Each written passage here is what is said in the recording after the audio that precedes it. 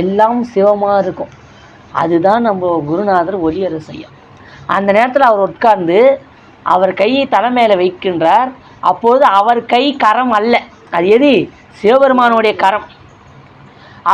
அப்புறம் அவர் நம்ம கண்ணால் நோக்குகிறார். அது அவரோட பார்வை அல்ல, சிவபெருமானுடைய பார்வை.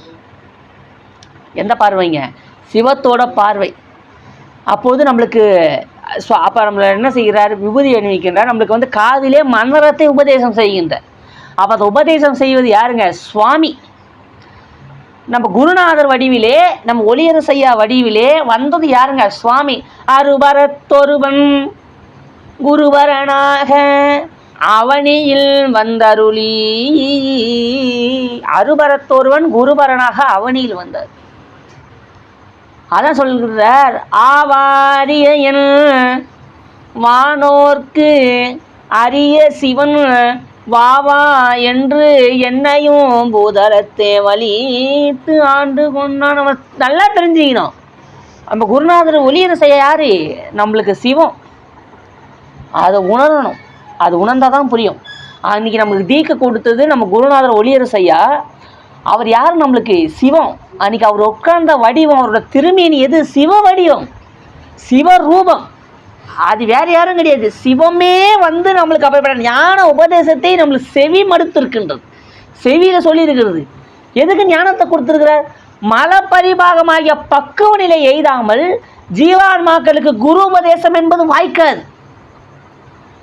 அப்போ இறைவனுடைய அந்த பக்குவ நிலை அடையதான் சரியை கிரியை யோகம் ஞானமாகிய சைவ நாட்பாதங்களிலே ஜீவான்மாக்கள் சென்று அவப்பட்ட ஞானமாகியதை பெற்று நிட்டை கூடுதலாகிய இறைவனுடைய திருவடி பெற்றனே அடையும். அதுக்கு இன்றியமையாதது எதுங்க? குரு உபதேசம். நம்மளுக்கு குருவாக வந்து அருள் புரிந்தவர் யாரு? நம்மளோட ஒளியரசு ஐயா. அவரோட பொன்னா திருவடிகளை தினக்கும் நம்ம வழிபாடு செய்யணும். நம்மளுக்கு அருள் புரியலன்னு சொன்னால் நம்ம இன்னைக்கு சிவபூஜை பண்ண முடியுமா? சிவபூஜை பண்ணலாம் கடை தர முடியுமா? சிவபூஜை பண்ணால் தான் கடை தர முடியும். அப்போ கடை தருவதற்கான வழியை தந்தவர் யார்? குருநாதர். அன்றைக்கி அவர் நம்ம குருநாதர் மற்ற நேரத்தில் வந்து ஒளியரசு ஐயா அப்படி இருப்பார். ஆனால் அந்த ஆசனத்திலே அமர்ந்து தீக்கை கொடுக்கும் நேரத்திலே சுவாமி அவர் உடம்பை தன்னுடம்பாக்கி அதிட்டித்துன்னு சைவ சித்தாந்தத்தில் அற்புதமாக சொல்லுங்கள். அவரோட உயிரை அதிட்டித்து சிவமே நின்று செய்யும். இதுக்கு தான் ஆதார தீக்கைன்னு. ஐயாவோட உடம்பை இறைவன் தனக்கு ஆதாரமாக கொண்டு பக்குவப்பட்ட உயிர்களுக்கு தீக்கை நல்குவான். நம்ம பார்க்கும்போது ஒளியரசு ஐயாவா தெரிவார். ஆனால் அவங்க உட்காந்தது யாருங்க? சிவபெருமான். நம்மளுக்கு மந்திரம் சொன்னது யாருங்க? சிவபெருமான். அப்போ சிவபெருமான் நம்மளுக்கு அந்த வார்த்தையை சொல்லுகிறாருன்னா அந்த வார்த்தைக்கான அர்த்தம் எதுங்க? சிந்திக்கணுங்க. நமச்சிவாயவா சிவாய நம அந்தந்த ஏன்னா குருநாதர் எல்லாருக்கும் இப்போ எங்களுக்கு ஒளியரசு ஐயா ஒரு மந்திரம் சொல்லிது. அப்போ ஒவ்வொருவருக்கும் ஒரு மந்திரங்களே சொல்லியிருக்குன்ற. அப்போ அந்த பக்குவப்பட்ட உயிர்களுக்கு அந்த மந்திரம் என்ன? தினைக்கும் ஜெபிக்கணும். அந்த மந்திரத்தை நம்ம உருவேற்ற தினந்தோறும் அதை நம்ம தினந்தோறும் இந்த காலையில் எழுந்து அதை மந்திரித்து நம்ம ஜபத்தை பண்ண ஒரு நாள் அந்த மந்திரம் நம்மளை உய்ய வைக்கும். நம்ம திருவாசகம் படிக்கிறோம், தேவாரம் படிக்கிறோம், எல்லாம் படித்தாலும் கூட அந்த மந்திரம் தான் உய்ய வைக்கும். நம்மளை உய்ய வைக்கக்கூடிய மந்திரம் எதுங்க?